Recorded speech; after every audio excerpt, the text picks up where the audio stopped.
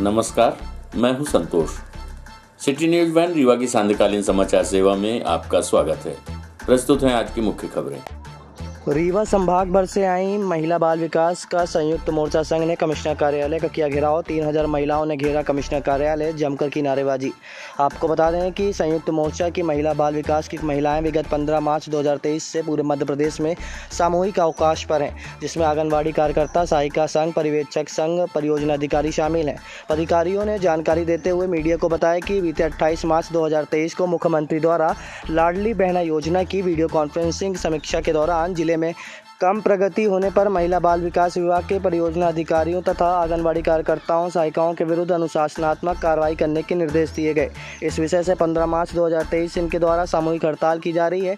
इन महिलाओं की मांग है कि बिना सूचना दिए किसी के विरुद्ध कार्रवाई न की जाए, जिसको लेकर आज 3000 महिलाओं ने कमिश्नर कार्यालय का घेराव किया है तथा उन्होंने अपने वेतनमान सहित विभिन्न 3 सूत्री मांगों को लेकर ज्ञापन पत्र मुख्यमंत्री के नाम सौंपा है। कर रहे हैं, घेराव किया गया। संयुक्त मोर्चा महिला बाल विकास विभाग, जिसमें परियोजना अधिकारी संघ, पर्यवेक्षक संघ, आंगनबाड़ी कार्यकर्ता एवं सहायिका संघ शामिल हैं। हमारी कई सालों से लंबित मांगें हैं, जिनको लेकर के 15 मार्च से हम लोग विधिवत सूचना दे करके और सामूहिक अवकाश पर हैं। और हमारी आप सबके माध्यम से मैं माननीय मुख्यमंत्री जी को से यह निवेदन करना चाहता हूं कि हमारी जो मांगें हैं, जिसमें ग्रेड पे वेतन विसंगति, पर्यवेक्षक जो संविदा में है उनका नियमितीकरण, कार्यकर्ता एवं सहायिकाओं का जो एक न्यूनतम निर्धारित वेतनमान है वो उनको दिया जाए और हमारी जायज़ मांगें हैं। हम लोग इसके लिए 15 मार्च से अनवरत सामूहिक अवकाश पर हैं। इस समय एक स्थिति ये उत्पन्न हो गई है कि हमारे जो परियोजना अधिकारी हैं, पर्यवेक्षक हैं, कार्यकर्ता, सहायिका हैं, इनको अनावश्यक नोटिस दे करके और सस्पेंशन की कार्रवाई की जा रही है। आप चैनल के माध्यम से मैं माननीय मुख्यमंत्री जी को यह स्पष्ट करना चाहता हूं कि हम लोग शासकीय जो जितनी भी योजनाएं हैं उनको सफल संचालन के लिए हम लोग प्रतिबद्ध हैं, कटिबद्ध हैं। हम लोगों की मांगें मानी जाए। पदोन्नति, वेतन विसंगति और वेतन वृद्धि सहित विभिन्न मांगों को लेकर आज महिला बाल विकास संयुक्त मोर्चा द्वारा मुख्यमंत्री शिवराज सिंह चौहान के नाम एक ज्ञापन पत्र सौंपा गया। इस दौरान रीवा संभाग आयुक्त कार्यालय का घेराव भी किया गया। इसके पश्चात महिला बाल विकास संयुक्त मोर्चा रीवा के द्वारा विधायक राजेंद्र शुक्ल के निवास का भी घेराव करते हुए मुख्यमंत्री के नाम ज्ञापन पत्र सौंपा गया है। हम आपको बता दें कि महिला बाल विकास संयुक्त मोर्चा द्वारा उग्र आंदोलन किया जा रहा है। आज पहले कमिश्नर कार्यालय का घेराव किया गया और ज्ञापन देने के बाद सीधे अमैया स्थित पूर्व मंत्री एवं वर्तमान विधायक राजेंद्र शुक्ला के निवास पर पहुंचे, जहां रीवा विधायक से मुलाकात कर ज्ञापन पत्र सौंपा गया है। इनकी मुख्य मांगों में पदोन्नति, वेतन विसंगति और वेतन वृद्धि शामिल है। वहीं अनिश्चितकालीन सामूहिक अवकाश पर भी चली गई हैं। कार्यकर्ताओं ने बताया कि लगातार उनके द्वारा मांग की जा रही है कि कर्मचारियों को रेगुलर किया जाए और न्यूनतम वेतन 36,000 दिया जाए। इसके साथ ही जो 1500 रुपये उनके काटे गए हैं उसे भी वापस किया जाए तथा हाल ही में अनुशासनात्मक कार्रवाई किए जाने का भी विरोध प्रकट किया गया है और सभी को वापस लिए जाने की भी मांग की गई है। प्रस्तुत है पूर्व मंत्री राजेंद्र शुक्ला से प्राप्त जानकारी के अंश। प्रस्तुत है संयुक्त मोर्चा की अध्यक्ष अंजना सिंह से प्राप्त जानकारी के अंश। मैं अंजना सिंह, संयुक्त मोर्चा संघ रीवा की अध्यक्ष हूँ। आज हम लोग यहाँ पे ज्ञापन देने आए थे कलेक्टर साहब को। हम लोग 15 तारीख से जो कमिश्नर सर को, और जो हम लोग 15 तारीख से अपना धरना प्रदर्शन कर रहे हैं उसमें से मुख्यमंत्री जी द्वारा 28 तारीख को बोला गया है अनुशासनात्मक कार्रवाई करने हेतु। इस उनके आदेश के तहत हमारे कम से कम 200-250 बहनें और साथी निलंबित हो चुकी हैं। इसी संबंध में आज हम यहाँ पे माननीय कमिश्नर साहब को ज्ञापन देने आए थे कि हम लोगों की जो मांगे हम लोग शांतिपूर्ण ढंग से उसको अपनी मांगों के लिए रैली, धरना प्रदर्शन कर रहे हैं और इसमें दखल अंदाजी ना की जाए, उन्हें मनमानी तरह से हमारे साथियों को निलंबित ना किया जाए। कमिश्नर साहब पहले हमारे पक्ष को सुने और सुनने के पश्चात ही कार्रवाई करें। इसी निवेदन के लिए हम लोग आज यहाँ पे ज्ञापन देने हैं। आंगनबाड़ी कार्यकर्ताएं आई थी, क्या ज्ञापन में मांगे रखी गई और कैसे अपील करें? उन्होंने अपना ज्ञापन दिया है मुख्यमंत्री जी के पास पहुंचाने के लिए, जिसमें अपने मानदेय को लेके उसको बढ़ाने की बात वो कह रहे हैं। तो ये बातें ऊपर तक पहुंचाने का काम करेंगे। लगातार इन लोग की मांगी जारी है पिछले कई समय से। उसके बाद आश्वासन चलता रहा। अभी शासन स्तर पर क्या प्रगति है इसकी जानकारी मुझे नहीं है, लेकिन जो उनकी समस्या से संबंधित ज्ञापन है उसको लेके जब चर्चा करेंगे तभी कुछ कहने की स्थिति में आ पाएंगे।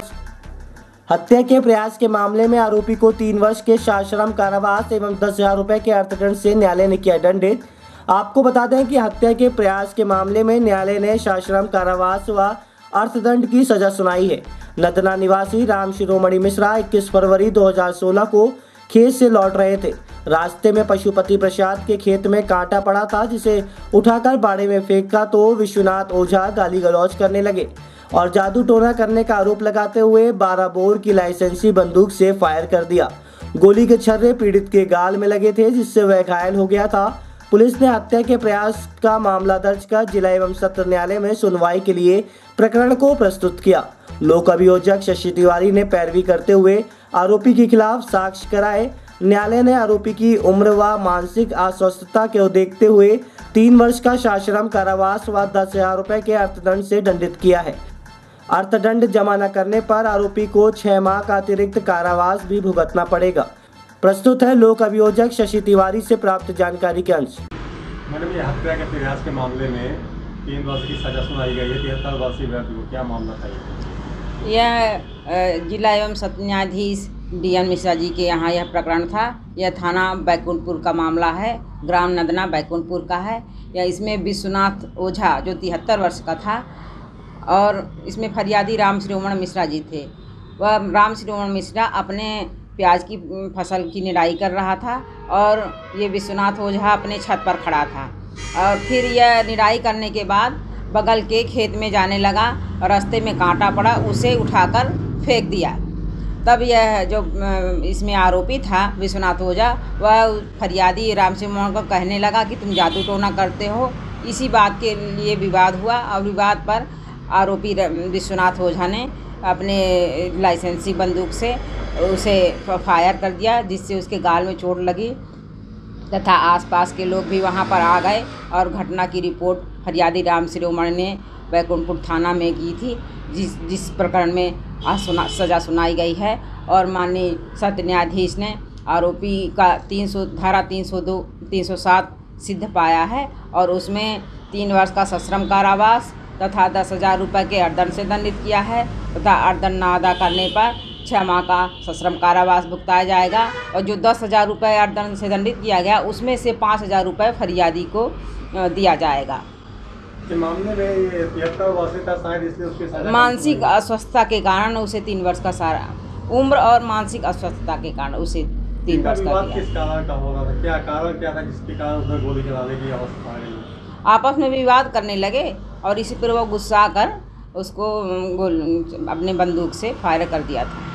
नहीं, जमीनी विवाद था या फिर कोई अन्य? आपस का जमीनी विवाद ही है। वो जा रहा था उस खेत में, उसके खेत होते हुए, तब इसी बात को लेकर विवाद हो गया था दोनों का।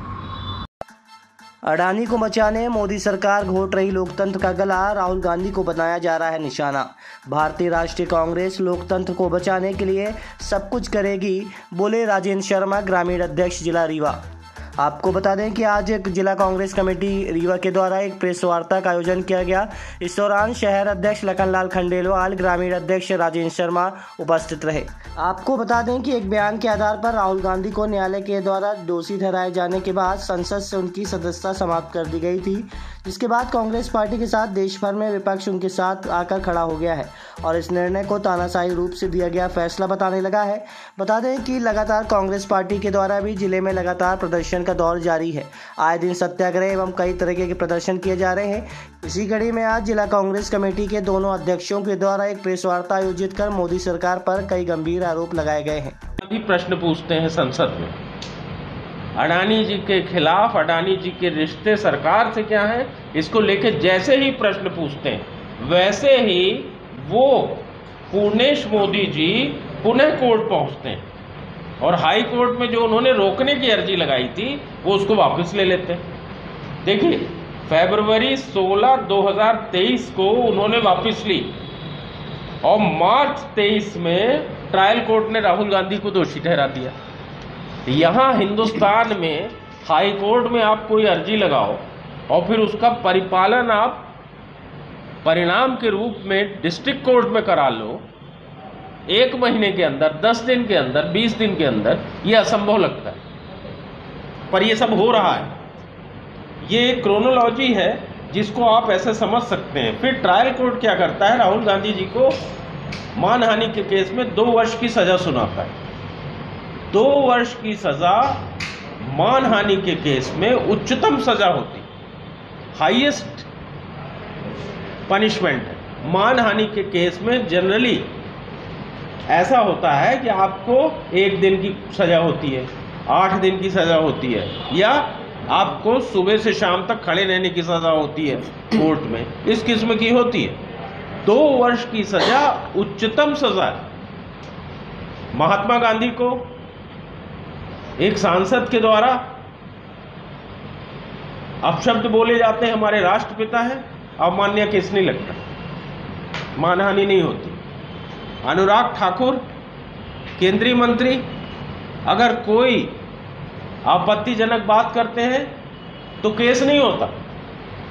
जज साहब माननीय क्या कहते हैं कि बोलते वक्त वो मुस्कुरा रहे थे, मतलब मजाक में बोल रहे थे, इसलिए अनुराग ठाकुर पे केस नहीं लगता। भोपाल की सांसद महोदया जो है हमारी, उन पे राष्ट्रपिता का अपमान करने पे केस नहीं लगता। मोदी जी खुद कहते हैं कि मुझे शर्म आ रही है कि एक सांसद इस किस्म का बयान राष्ट्रपिता के खिलाफ बोल रहा है। मोदी जी को शर्म आ रही, पर उन पे अवमान्य नहीं लग रही। राहुल गांधी जी पे अवमान्य लग रही है, और अवमान्य में फैसला कितना सुनाया जा रहा है, 2 वर्ष। अब इसमें भी एक मजेदार बात मैं आपको बताता हूँ। किसी भी सांसद को अयोग्य ठहराने के लिए न्यूनतम 2 वर्ष की सजा अनिवार्य है। मतलब अगर वो 2 वर्ष 1 महीना हाई न्यूनतम होता तो ये 2 वर्ष 1 महीना सुना। उन्होंने 1 वर्ष 11 महीने की सजा नहीं सुनाई, उन्होंने 1 वर्ष 10 महीने की सजा नहीं सुनाई, उन्होंने 1 महीने की नहीं सुनाई, उन्होंने क्या बताई, 2 वर्ष की सजा। 2 वर्ष की सजा जो मानहानि के केस में उच्चतम सजा है और डिस्क्वालिफिकेशन के लिए मिनिमम है।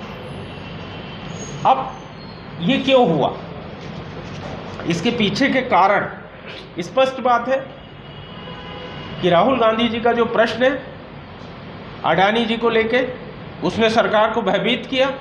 आनन फानन में सरकार ने उनकी सदस्यता की, निलंबित की। सदस्यता निलंबित करने से क्या फायदा। अवमान्य केस में 2 वर्ष की सजा होने पे राहुल गांधी जी 2 वर्ष और उसके आगे आने वाले 6 वर्षों तक चुनाव नहीं लड़ पाए। बड़ी दरगाह के सामने वक्फ बोर्ड की भूमि को षड्यंत्र पूर्वक बेचे जाने का आरोप, अनिश्चितकालीन धरना प्रदर्शन जारी। गरीब बचाओ संघर्ष मोर्चा जिला रीवा की इकाई के द्वारा कमिश्नर कार्यालय के सामने पिछले 19 दिनों से संगठन के अध्यक्ष नगेंद्र सिंह करचुली के नेतृत्व में अनिश्चितकालीन धरना प्रदर्शन कर रहे हैं। दरअसल धरना प्रदर्शन बड़ी दरगाह के सामने स्थित भूमि को लेकर किया जा रहा है। धरना स्थल पर बैठे नागेंद्र सिंह कलचुरी का कहना है कि शासकीय भूमि को प्रशासनिक अधिकारियों की मिलीभगत से भूमाफियाओं के साथ सौदा किया गया, जिसकी विधिवत जांच की जाए। नागेंद्र सिंह कलचुरी ने कहा कि बीते 19 दिनों से वह धरने पर बैठे हुए हैं, लेकिन आज तक शासन प्रशासन की ओर से कोई भी उन्हें सुनने वाला नहीं आया, जिससे ये साफ जाहिर होता है कि प्रशासनिक अधिकारियों की भूमिकाओं से सीधी मिलीभगत चल रही है। नागेंद्र सिंह का कहना है कि यदि मांगे पूरी नहीं हुई तो 5 तारीख को कमिश्नर कार्यालय में तालाबंदी करेंगे, जिसकी समस्त जवाबदारी जिला प्रशासन की होगी। प्रस्तुत है नागेंद्र सिंह कलचुरी से प्राप्त जानकारी के अंश। बताएं कब से आप लोग धरने में बैठे हैं और क्या प्रमुख मांगे? गरीब बचाओ संघर्ष मोर्चा जिला रीवा मध्य प्रदेश वर्ष 2010 से रीवा जिले के गरीब हरिजन आदिवासी को समस्याओं को लेकर शासन प्रशासन को अवगत कराता रहता है।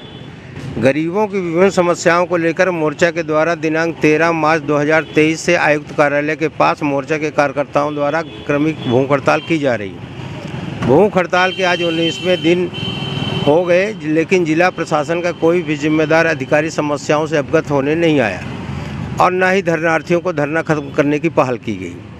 मध्य प्रदेश में भाजपा की सरकार है और मैं भाजपा का एक सक्रिय कार्यकर्ता हूँ, साथ ही गरीब बचाओ संघर्ष मोर्चा का संरक्षक भी हूँ। मध्य प्रदेश के मुख्यमंत्री शिवराज सिंह चौहान जी के द्वारा हर सभा में कहा जाता है कि यह गरीबों की सरकार है। प्रदेश के मुख्यमंत्री जी का कहना है कि भूमाफिया सरकारी भूमि पर या गरीबों की भूमि पर कब्जा करें तो सख्ती से बुलडोजर चलाकर खाली कराओ।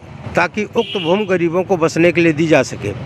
वर्तमान समय में रीवा जिले के अंदर भूमाफियाओं के द्वारा हर शासकीय भूमि को चिन्हित कर उसमें राजस्व विभाग एवं नजूल विभाग के अधिकारियों एवं कर्मचारियों से दुर्व्यवहार करके अपने नाम कराकर स्वलाभ अर्जित किया जा रहा है। गरीब बचाओ संघर्ष मोर्चा के ज्ञापन पत्र के पहले मांग में हंसराज सिंह मुन्नू डेयरी का प्रश्न खड़ा हो रहा है, जो मांग पत्र का पहला है। मुन्नू डेयरी के मालिक हंसराज सिंह उर्फ मुन्ना, इनका जन्म 1974 में हुआ था और इन्होंने लीज आवंटन के लिए आवेदन लगाया था 1969-70 में। तो सबसे बड़ा प्रश्न बिंदु ये खड़ा होता है कि वो पैदा ही नहीं हुए थे और उनका प्रकरण नजूल विभाग में लग गया। मेरा इसमें ये भी कहना है कि ये भूमि वक्फ बोर्ड की है और इसके संबंध में मैं आपको एक कागज़ दिखाना चाहता हूँ।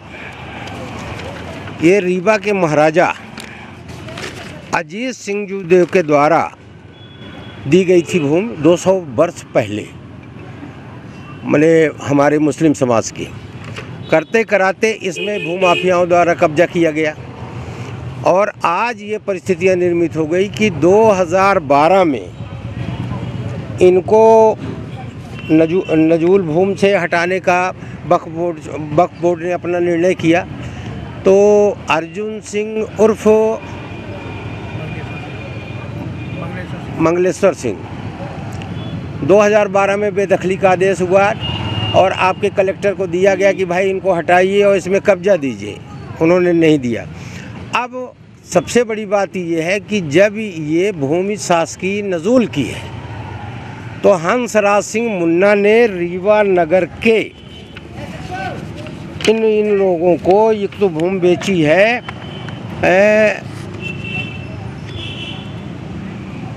नीलम सोनी पत्नी उमेश चंद सोनी, अनिल सोनी तथा तनय सुभाष चंद सोनी, तौसीक अहमद बिंड ग्रुप, तुलसीदास बाधवानी व रवि कुमार बाधवानी, दोनों के पिता टेक चंद बाधवानी, प्रकाश डुडानी तनय भगवान दास डुडानी व स्वाति डुडानी पत्नी प्रकाश डुडानी, सुभाष चंद सोनी व उमेश चंद सोनी, दोनों के पिता बंसीलाल सोनी आदि को बिक्री कर करोड़ों का स्वलाभ अर्जित किया है। इसमें ये रजिस्ट्री है आपकी, ये देखा जाए, ये रजिस्ट्री करवाया है इन्होंने अभी 7 आदमियों के नाम। इसके साथ ही खैरा नई बस्ती में श्मशान भूमि है जिसमें भूमाफियाओं ने कब्जा कर लिया।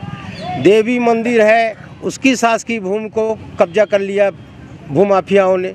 रायपुर करचुलियान में हरिजन बस्ती में शासकीय भूमि है, उसको अनंत सिंह पटवारी के सहयोग से वहाँ कब्जा कराया जा रहा है भूमाफियाओं को। लौवा उर्फ लक्ष्मणपुर में एक आशा बसौर गरीब नाम की महिला है, उसकी ज़मीन को कूट रचित दस्तावेज तैयार करवा करके और बिक्री कर दी गई है। अब वो बेचारी परेशान है। कलेक्टर रीवा के सुनने वाले नहीं हैं, कमिश्नर सुनने वाले नहीं हैं, तो आखिर जनता फरियाद किसके पास करने जाए। मुख्यमंत्री जी कहते हैं कि हम गरीबों की सरकार है, सब कुछ है, तो हम मुख्यमंत्री जी से मांग करते हैं आज आप सबके माध्यम से कि पहले तो मुन्नू डेयरी की नजूल भूमि को पट्टा निरस्त किया जाए, उनकी लीज कैंसिल की जाए और गरीबों को वहाँ बसा दिया जाए, क्योंकि गरीब को भी ज़रूरत है कि वो अपनी दुकान कर सकें, व्यवस्था कर सकें, क्योंकि व्यावसायिक कॉम्प्लेक्स माने व्यावसायिक भूमि है। और दूसरा ये कि ये कहना या तो मुख्यमंत्री जी बंद कर दे कि ये गरीबों की सरकार है, नहीं तो कलेक्टर महोदय आ कर के और यहाँ पे धरनार्थियों की बात सुने, अन्यथा 5 अप्रैल को आपके कमिश्नर कार्यालय के समक्ष हम लोग कार्यालय का घेराव करेंगे और तालाबंदी करेंगे, जिसकी समस्त जिम्मेदारी कलेक्टर रीवा की। यही मेरा कहना है। क्या नाम लिखते हैं? नागेंद्र सिंह करचुली। जीडीसी महाविद्यालय में लगाया गया स्वास्थ्य शिविर। बता दें कि गर्ल्स डिग्री कॉलेज में एल्यूमिनी मीट के तहत स्वास्थ्य शिविर का आयोजन किया गया। उक्त शिविर में blood test, gynae, ortho, dentist विशेषज्ञों के द्वारा जांच की गई। आयोजित शिविर में सबसे ज़्यादा ब्लड टेस्ट और डेंटिस्ट विशेषज्ञों के पास भीड़ देखने को मिली, जबकि गायनी से संबंधित चिकित्सकों ने छात्राओं को राय मशवरा दिया। आयोजित शिविर के संबंध में एल्यूमिनी मीट के अध्यक्ष ने बताया कि इस तरह के शिविर आगे भी आयोजित किए जाते रहेंगे। इस दौरान पूरा छात्र संगठन की अध्यक्ष अर्चना सिंह ने बताया कि इस शिविर के माध्यम से करीब 200 छात्राओं तथा शिक्षकों का स्वास्थ्य परीक्षण किया गया है। उन्होंने बताया कि जीडीसी महाविद्यालय की छात्राएं तथा पढ़ाने वाले प्रोफेसर्स की भी जांच की जा रही है। इस शिविर में शासकीय एवं अशासकीय चिकित्सकों का पूर्ण रूप से सहयोग मिल रहा है। स्नातकोत्तर महाविद्यालय में एलुमनी मीट के तहत हम लोग ने एक स्वास्थ्य शिविर का आयोजन किया था, जिसमें शहर के सारे प्रतिष्ठित डॉक्टर आए हैं और सरकारी हॉस्पिटल से भी कुछ डॉक्टर्स आए हैं। यहाँ पूरा ब्लड चेकअप हो रहा है, गायनी से डॉक्टर है, ऑर्थोपेडिक से डॉक्टर है और डेंटिस्ट हैं और जितने भी कॉलेज के पूरा छात्राएं हैं, अभी वर्तमान छात्राएं हैं, कॉलेज के प्रोफेसर हैं, सबका टेस्ट हो रहा है और इस तरह के प्रोग्राम आगे भी हम करते रहेंगे। धन्यवाद। ये 2:30 बजे तक है, 11 से स्टार्ट था, 2:30 बजे तक है। लगभग कितने यहाँ लगभग 200 लोग आ चुके हैं टेस्ट कराने। 200 लोगों ने भी स्वास्थ्य लाभ लिया? हाँ, 200। किस तरह के पेशेंट ज़्यादा परिणाम? यहाँ डेंटिस्ट के पास ज़्यादा भीड़ हो रही है, ब्लड टेस्ट पे ज़्यादा भीड़ हो रही है, क्योंकि गायनी का थोड़ा सा सलाह मशवरा वाला होता है, इसलिए गायनी वाले कम है थोड़ा। क्या नाम है आपका? अर्चना सिंह, मैं एलुमनी के अध्यक्ष हूँ। आज की खबरों में बस इतना ही। कल हम फिर हाजिर होंगे कुछ नई खबरों के साथ। तब तक के लिए हमें इजाज़त दीजिए। नमस्कार।